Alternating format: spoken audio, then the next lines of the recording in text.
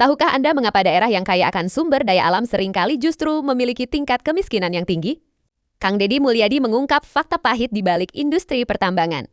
Dalam kunjungannya ke Bogor, KDM menyoroti ketimpangan sosial di mana para pemilik modal menikmati kemewahan di ibu kota.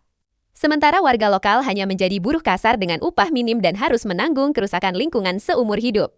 Sebagai solusi konkret, KDM mengusulkan sistem pembagian pajak yang adil. Beliau menuntut agar sebagian besar persentase pajak tambang dikembalikan langsung ke desa terdampak untuk biaya reklamasi alam, perbaikan infrastruktur, hingga akses pendidikan gratis bagi anak kuli tambang.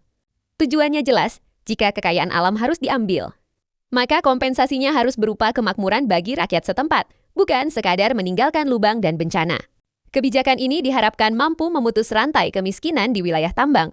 Bagaimana pendapat Anda mengenai gagasan ini? Tulis di kolom komentar. Jangan terlalu bangga terhadap eksploitasi sumber daya alam. Kenapa? Pada hari pertama, maka kepala desa dirayu untuk mengeluarkan rekomendasi.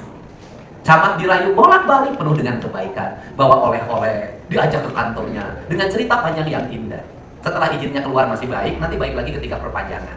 Tapi ketika bahan materialnya sudah habis, daerahnya acak-acakan, yang nambang itu tidak akan mau tinggal di tempat penambang. Pasti tinggalnya di Jakarta, di pusat kota, sudah jadi apartemen yang indah, istri yang keberapa, sedangkan masyarakatnya sengsara. Ini ingat ya? Maka saya kemarin sudah telepon kepala Bapeda untuk membuat keselarasan. Daerah yang ditambang, itu pajaknya harus sekian persen kembali ke tempat penambangan. Untuk apa? Perbaikan kerusakan reklamasi, perbaikan apalagi rumah rakyat miskin, perbaikan tingkat pendidikan rakyat, infrastruktur. Ini harus balik menjadi kebijakan sehingga hartanya hilang tapi ada pengganti kemakmuran. Tapi yang terjadi hari ini apa? Hartanya hilang dalam bentuk kekayaan alam yang terganti kesengsaraan. Dibuat miskin selamanya. Ketika dibuat miskin selamanya, seumur hidup jadi pula manggul batu, upahnya 50.000.